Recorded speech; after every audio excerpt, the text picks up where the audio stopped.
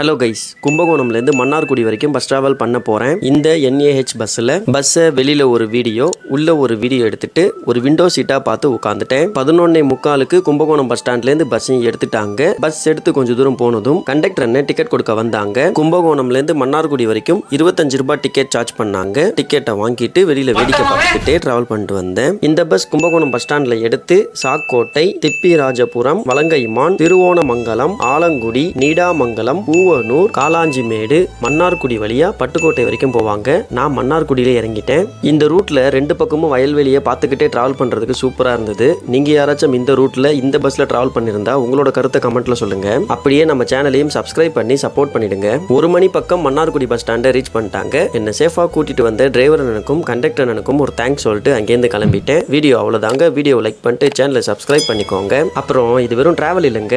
Information is wealth.